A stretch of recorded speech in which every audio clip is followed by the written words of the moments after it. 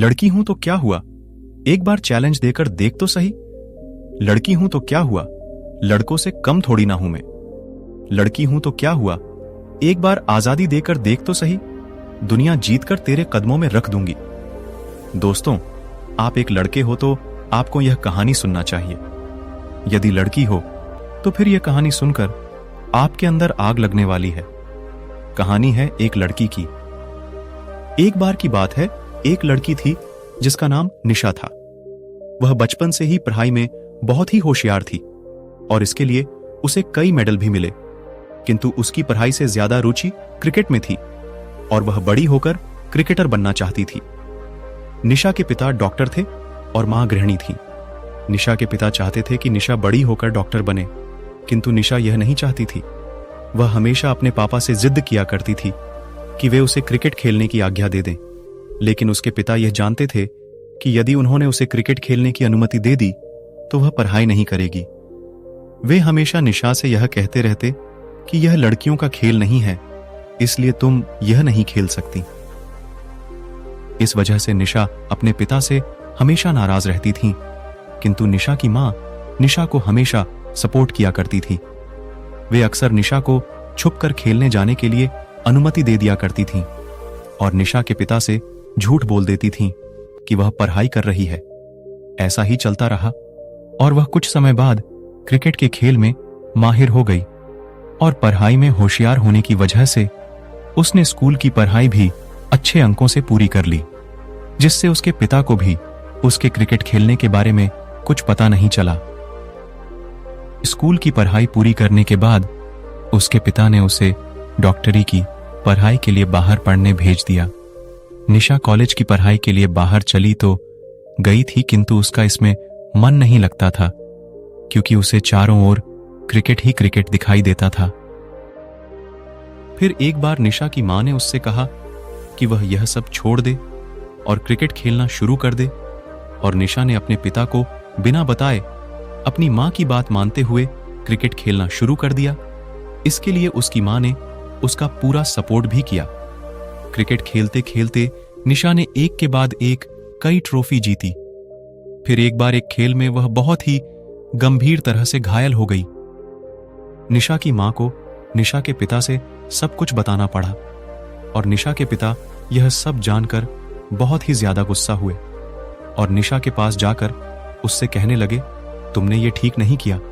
मैंने कहा था यह लड़कियों का खेल नहीं है और तुम मुझे बिना बताए क्रिकेट खेलने लगी। ऐसा कहकर वे निशा से बहुत नाराज होकर वहां से चले गए। डॉक्टर ने भी यह कह दिया कि निशा अब कभी भी क्रिकेट नहीं खेल पाएगी। निशा यह सब सुनकर बहुत ही ज्यादा दुखी हो गई और उसने सोचा कि उसने ऐसा करके अपने पिता का दिल दुखाया है। वह बहुत से महत्वपूर्ण क्रिकेट मैच का हिस्सा भी नहीं बन सकी, जो कि उसका सपना था।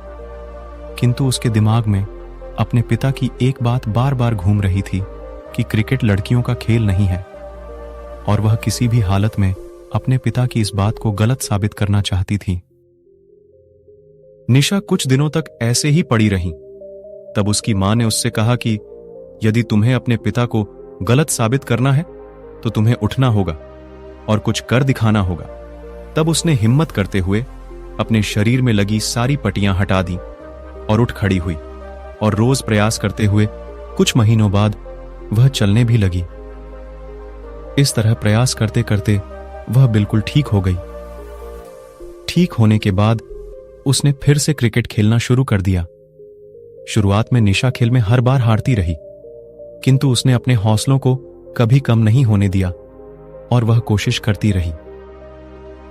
कोशिश करते करते उसने धीरे धीरे सफलता की ओर कदम बढ़ा लिया और वह देखते ही देखते एक बहुत बड़ी क्रिकेटर बन गई और उसने अपने पिता की यह बात गलत साबित कर दी कि लड़कियां कुछ नहीं कर सकती। अपनी बेटी की यह कामयाबी देखकर उसके पिता को अपनी गलती का एहसास हुआ और उसने अपनी बेटी से माफी मांगी और साथ ही निशा के क्रिकेटर बनने के बाद उन्होंने निशा को लड़कियों की क्रिकेट टीम का कोच बनने के लिए प्रोत्साहित किया और कुछ समय बाद निशा लड़कियों की क्रिकेट टीम की कोच बन गई। इस तरह निशा ने अपने हौसलों की उड़ान को कभी नाकामयाब नहीं होने दिया और साथ ही इस वाक्य को सही साबित कर दिया। दोस्तों, दुनिया के विकास के लिए जितने आदमी जरूरी हैं, उतनी औरतें भी जरूरी हैं।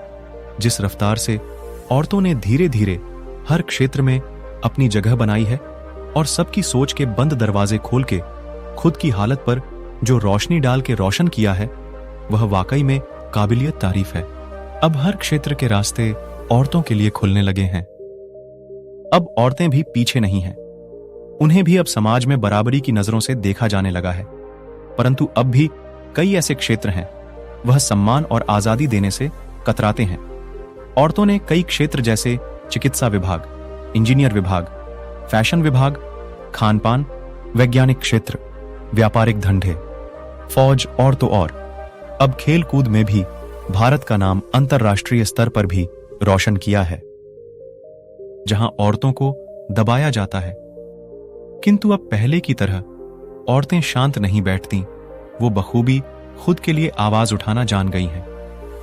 जो महिलाएं पढ़ी लिखी हैं, जागरूक हैं, सरकार के नियम कानूनों से वाकिफ हैं, वो तो खुद के लिए लड़ना भी जानती हैं और अपनी पहचान बनाए रखने के लिए मेहनत करना भी जानती हैं। परंतु जो महिलाएं पढ़ी लिखी नहीं हैं और जागरूक नहीं हैं, उन्हें आज भी कई परेशानियों और समाज की बनाई हुई बेतुकी प्रथाओं को झेलना पड़ता है, जैसे दहेज प्रथा, अशिक्षा, यौन हिंसा, भ्रूण हत्या, घरेलू हिंसा, बलात्कार, वेश्यावृत्ति, मानव तस्करी आदि और न जाने कितनी और अन्य कठिनाइयों से गुजरना पड़ता है। उनकी जिंदगी बस एक चार दीवारी तक ही सीमित रह जाती है। अब धीरे धीरे लोगों में जागरूकता और समझदारी बढ़ने लगी है और उन्हें भी अब समझ आ रहा है कि जितने समाज के विकास में आदमी हाथ बटाते हैं, उतनी ही अगर आजादी औरतों को भी दे दी जाएगी तो वो बहुत रफ्तार से देश के विकास में अपना महत्वपूर्ण योगदान दे पाएंगी। एक नए खुशहाल भारत का निर्माण होगा। देश के हर नागरिक के कदम तरक्की की ओर बढ़ेंगे। महिलाओं को अपने आप को प्रेरित करते रहना चाहिए ताकि वो अपने जीवन में मजबूत बन सके और तरक्की की राह को अपनाएं। दोस्तों, आज के समाज में लड़की को हर काम में हिस्सा देने की बात तो खूब कही जाती है, पर उसे उसके सपनों को साकार करने के लिए अच्छा मार्ग नहीं दिखाया जाता है। लड़की समाज, संस्कृति और अपने परिवार के डर से अपने सपनों को छोड़ देती है और ऐसा जीवन जीती है जिसकी उसने कभी उम्मीद भी नहीं की थी। ऐसी स्थिति में हमें उस लड़की को उसके सपने को साकार करने के लिए मोटिवेट करना चाहिए और उससे आगे बढ़ने के लिए प्रेरणा देनी चाहिए। ये लड़की आपकी मां, बेटी, बहन, भाभी, चाची या आपकी गर्लफ्रेंड भी हो सकती है।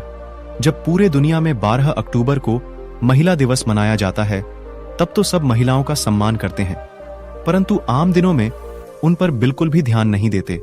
उनकी क्या इच्छा है, उन्हें क्या करना पसंद है, इन सब चीजों को भी नजरअंदाज कर देते हैं। लड़के और लड़कियों में कोई फर्क नहीं होता है। लड़कियों को अवसर दो, वो पूरी दुनिया को जीत कर दिखा सकती हैं। भारत की प्रथम महिला प्रधानमंत्री श्रीमती इंदिरा गांधी थी, जिनका जीवन समाज को यह संदेश देता है कि एक लड़की क्या कर सकती है।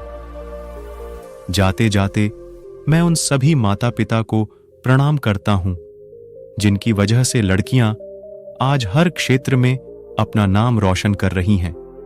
यह उनके माता पिता के ऊंची सोच का नतीजा है। तभी तो भारतीय दर्शन में लड़कियों को काफी महत्व दिया गया है, इसलिए उन्हें लक्ष्मी का रूप कहा जाता है। उम्मीद है कि आज का यह वीडियो आपको पसंद आया होगा।